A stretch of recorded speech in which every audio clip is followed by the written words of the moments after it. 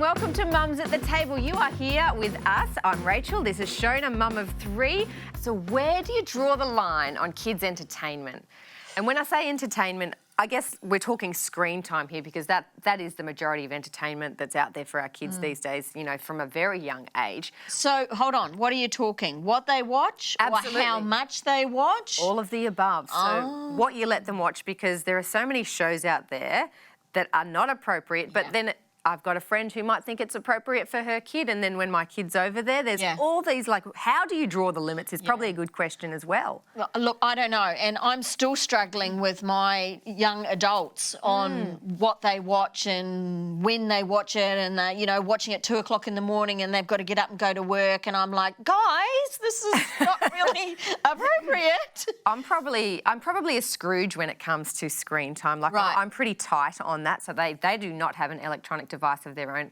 I do not have any games on my phone, much to the horror. This little boy's like, can I play a game on your phone? I'm like, I don't have any. And he looked at me like, who are you? Well, that's probably because you just don't know how to load it onto the phone. That is also true. But yeah, I really limit it at home. So I'm quite the Scrooge when it comes to that. And so I'm also careful when they go to their friend's house. And I do the check. And that's just who I am as a mum. I'm like, will they be watching stuff? And that they can sort of check with me. But people know me. My friends know me.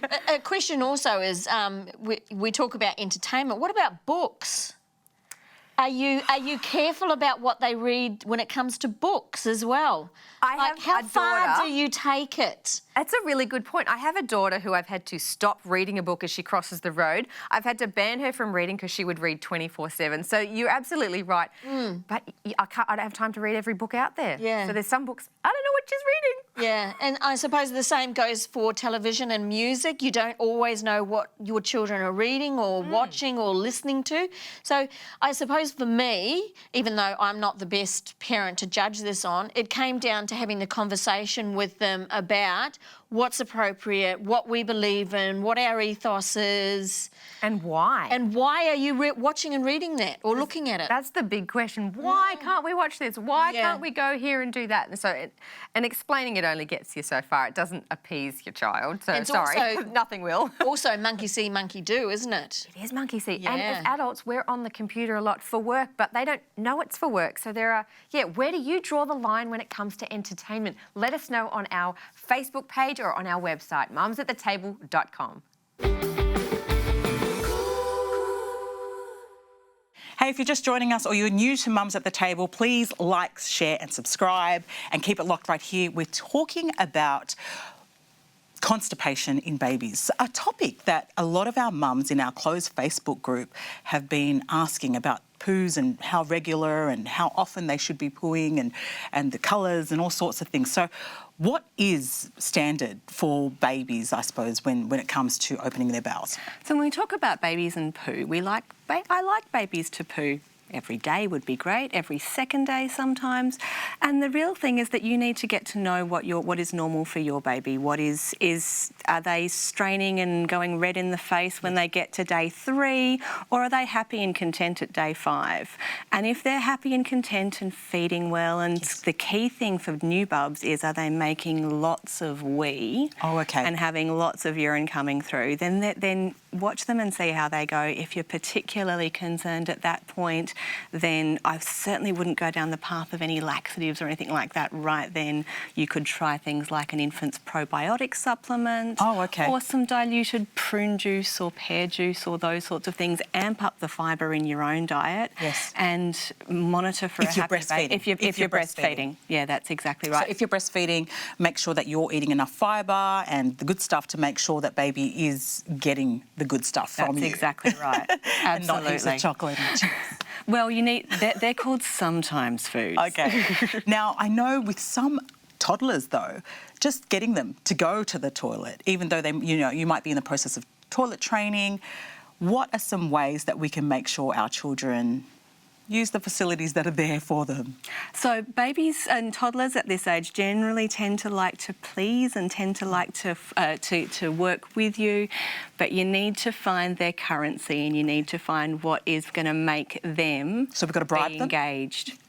And so, yes, essentially we have to bribe them. And so sometimes utilising sticker charts, sometimes giving them the feeling of having, big kid undies underneath a pull-up so that you don't have the mess to deal with. Works an absolute treat as well. Is it safe to give our children laxatives? Like, I know you were talking about probiotics and things like that. Is it encouraged if we're really concerned, or should we see a GP first? For parents, I'd be encouraging you to try things like your probiotic supplements, like your diluted fruit juices and those sorts of things. And if your constipation is getting to the point where it's not being managed by those sorts of things, then yeah, definitely have a chat to your local doctor. Yeah, okay. Look, it sounds like it's better to be out than in, and keep your kid hydrated. Absolutely. Hydrated and active.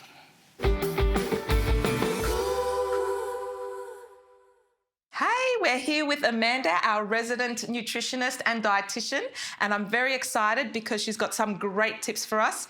Please subscribe to our YouTube channel for more little videos just like this one. Great little tips for, especially for mums that, you know, are trying to get their kids to eat, because that's what we're talking about, isn't it? Yeah, exactly. Is it fussy children? Yes, that's right. Well, Gia, isn't it so frustrating when you spend a lot of time preparing a delicious meal for your family only to have your child say, I don't like it, and refuse to even try it? My son says, that's disgusting. And I'm like, oh my God, I've spent so much time cooking. So how do we make... so frustrating. So how do we make food more appealing for them? Yeah, exactly. Yeah. So firstly, make food fun. Okay. Food should be fun, it should be exciting, and it should look good. So This does look good. yeah, so make a rainbow on their plates. So here we've got some vegetables arranged in a rainbow and some different types of fruits as well. So Is there a reason why you got the fruits and veg? Is it good to just sort of balance it out for them? well, you wouldn't give them this much in one go, but just to give you an idea of what it looks All the like different colours. with all the different colours. And we know that all the different colours is part of what makes the veggies and fruits so healthy for them. And kids as are well. attracted to colours, because my Yeah. son was here before, wasn't he? And he was Yes, and pointing, he saying, said-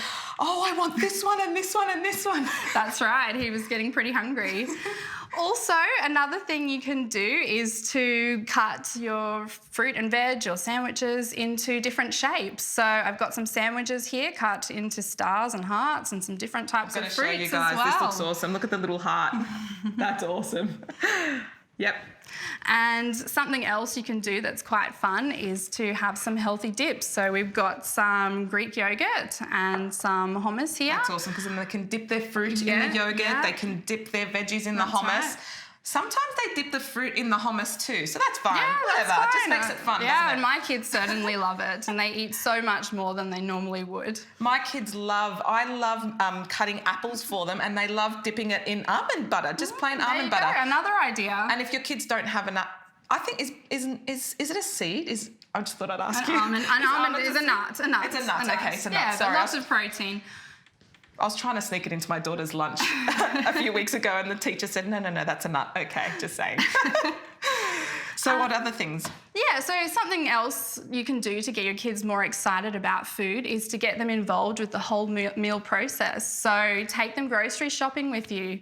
Let them pick a new fruit or vegetable to try every week. That's a really good idea. I think that really helps kids, because they get to touch the fruit and veggies. They get to choose it, so they get excited. Yes, they get to taste different things. Also, you could start your own fruit and veggie garden if you've got time for that. Yeah, that's a good idea. Yeah. Something, even because some people get worried about vegetable gardens, they think, oh, it's a big thing.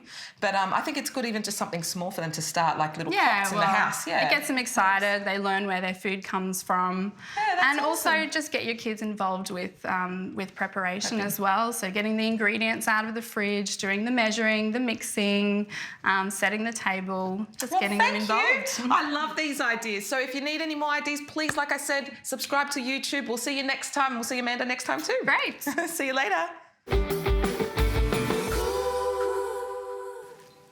Hey, don't forget to subscribe to Mums at the Table. I'm sitting here with Rach. We're going to be talking about how tech execs raise their kids when it comes to technology. Interesting, because they create all the, Google, Facebook, Instagram. So how do they allow their kids to get on technology, I guess is my question. Because you'd think they'd be creating these little super babies, Yeah, right? They because were it's all about making our life easy. Exactly, and they're like coding from the time they're 6 months old. But this is not the case. What would you think if I told you there is actually a technology divide between, I don't want to say the wealthy and the poor, because that's so black and white, but I'd say probably people who are more educated or professional and people who are not. What would you think that technology divide were? I would want to know more. So tell me more. That's a pretty smart way to get out of it, Fiona. Well, actually, they're saying that, tech execs and people who, have a bit more understanding of what's happening behind the scenes are exposing their kids less to technology, especially in those early ages, than people who don't have maybe as much knowledge about what's happening behind the scenes. Right. So there's this tech divide, and it's not actually one of, we have access to all of this money, therefore we're giving our kids more. They're actually giving their kids less. Yeah, I know. I read this article where I think it was Steve Jobs and Bill Gates. They actually didn't give their kids phones till they were 14. Yep, that's correct. And when they did give them, there were flip phones. And the reason being is that they've understood that there's this thing called persuasive design that's been put into all of the technology that we have. And it's not just that, the design is there to be useful to us, but it's actually there to be addictive, to help us to want to crave it more and more.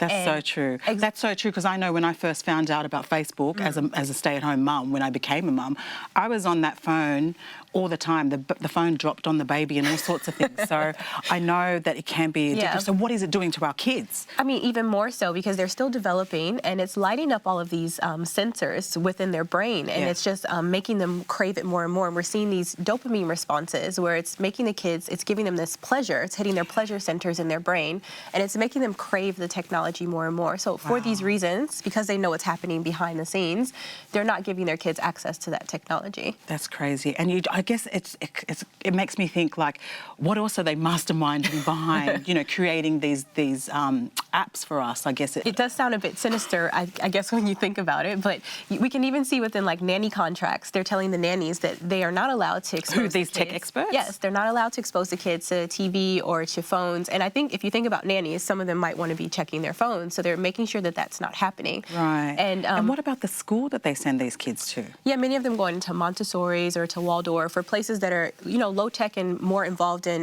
real life experiences for the kids. Yeah. And I think if we understand these things, if we understand that we can just have control of our parental experience. Yes. And using technology as a tool, and not just having it as, a babysitter, because something's happening. You see that all the time. You see that, the parents giving their kids, technology, iPads and all that, just fend for themselves. But I guess we've got to be more cautious and more mindful of the creators are actually limiting their own kids. So how should we be treating our kids? Yeah, so it makes you think. Thank you so much, Rach. What a great insight there. Classic question that gets asked by every generation. Why won't my kid listen to me? Why? What? What? Eh? Exactly. Classic question. I know. Isn't it just golden wisdom coming out of our mouths, mums? It wouldn't be the volume of your voice or the screech or... That may play a role. May. I do screech like a banshee. It is not a calm household. But you did say to me not so long ago that you were practising the whisper. I am. I'm practising the whisper. So when my kids' volumes start to get loud, I have to consciously click and I start whispering. And it sort of throws them. It's really nice, actually. And they sort of calm down and they're like, why are we whispering? And I'm like, because of this. Yeah. So it is starting to work. I know experts have said, try whispering to your child, and I've left it, really long time because my eldest is 10 and I should have cottoned on. But they do start to listen when you whisper because they're like, what's going on and what is she saying? Yeah, it's at a different decibel. Yeah. But let's face it, kids get distracted easily. Oh, yeah. And they don't really care what you have to say. No, because you're the parent. What would you know? So how did you get your kids to listen to you? Oh, I don't know that they ever did listen to me. I don't know if they are even still listening to me. No, they do listen to me now. They actually come to me now in their 20s and whatever and ask me the questions.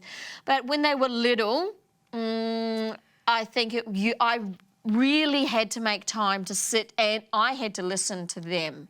Yeah. And they know when you're not listening and when you're distracted, hey? And I think that's a bit of that question is if you're not really listening to them, then they're not going to listen to you because it's a whole, you've got to teach them how to listen. And I like what you said before, like making pockets of time to listen. And one that we do that we can all sort of have the time to do is at bedtime. And that's when I'll sort of sit down and we'll have a little bit more of an in-depth talk about their day. And I have an opportunity to listen to them then. So they know they have mummy's ear at a certain point each day. Yes. And when you have more than one child, that's the hardest thing is to try and make these little pockets of time because one child is always more dominant and louder and wants more attention than the other one. The squeaky wheel always needs more oil.